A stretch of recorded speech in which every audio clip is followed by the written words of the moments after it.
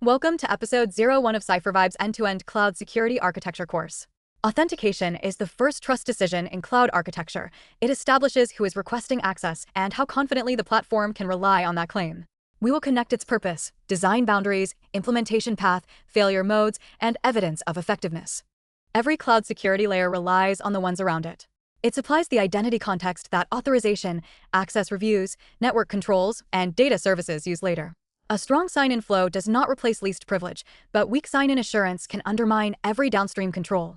Treat the architecture as a chain. A trusted identity requests an action, a policy makes a decision, a workload or data service enforces it, and telemetry records enough context to investigate later.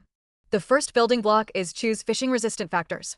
Prefer phishing-resistant methods such as passkeys or hardware-backed security keys for administrators and sensitive users. Treat SMS, email recovery, and push approval as risk-managed fallback paths with rate limits, user education, and monitoring rather than equal substitutes for strong factors. The second building block is Federate human identities. Use SML or OpenID Connect Federation so workforce identities authenticate through a central provider with consistent policy, session controls, and lifecycle management. Avoid unmanaged standalone cloud accounts except documented emergency access, which should have distinct monitoring and tested recovery. The third building block is design passwordless and recovery together. Passwordless access reduces exposure to reusable secrets when credentials are bound to a trusted authenticator and verified origin. Design the recovery path at the same time. Lost devices, new devices, travel, and helpdesk escalation must not silently recreate a password-only bypass. The fourth building block is control sessions after sign-in. Authentication is not complete at the login screen. Set reasonable session lifetime, re-authenticate before high-impact actions, bind tokens to the intended audience, protect browser and device storage, and make revocation rapid when users, devices, or credentials become untrusted. Use this reference pattern. Begin with an explicit policy that describes the permitted outcome. Enforce that policy at the closest reliable control point. Route decision and activity evidence to protected storage.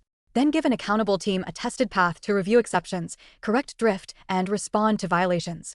A practical pattern centralizes workforce sign-in, federates to cloud control planes, applies stronger requirements to privileged roles, and sends authentication events to a protected monitoring destination. Implement this layer in a sequence that preserves evidence and limits blast radius. First, inventory every human and emergency cloud account. Second, federate workforce access through the approved identity provider. Third, require strong MFA for administrators and sensitive roles. Fourth, harden recovery, device enrollment, and session settings. Fifth, test normal sign-in, recovery, revocation, and denied paths. Prefer pilots with a named owner and rollback plan over an unmeasured organization-wide switch. The best rollout is one where a normal workflow succeeds, an unsafe path fails closed, and the team can explain the decision from logs rather than intuition. Security architecture fails most often through assumptions, not dramatic movie-style attacks. First, treating MFA enrollment as proof that the factor is phishing-resistant. Second, leaving long-lived local cloud users after federation is available. Third, allowing recovery channels to bypass stronger enrollment requirements. Fourth, sharing administrator accounts or relying on unmanaged service credentials. A configuration screen is not assurance. Collect evidence that the intended control applies to the correct scope and that violations become visible.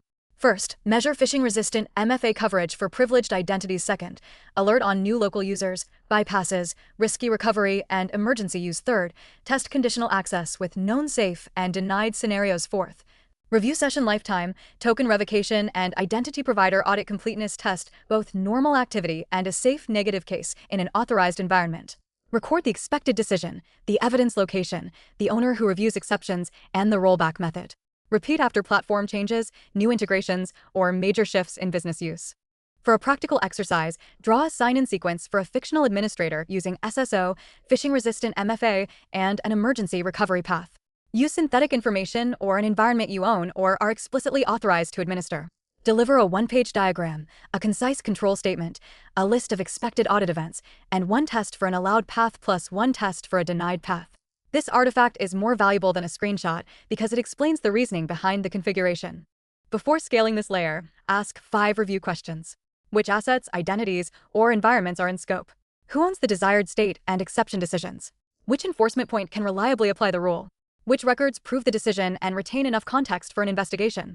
And how can the organization revoke access, contain impact, or roll back safely when a control fails? Good architecture makes these answers explicit and testable. The key lesson is that authentication and access control becomes dependable only when design, policy, enforcement, evidence, and ownership move together. Document the decisions you make, remove permissions and exposure that do not support a real requirement, and rehearse the paths that matter before an incident forces the lesson. Continue through the next episode to connect this control layer to the rest of the CipherVibe cloud security architecture.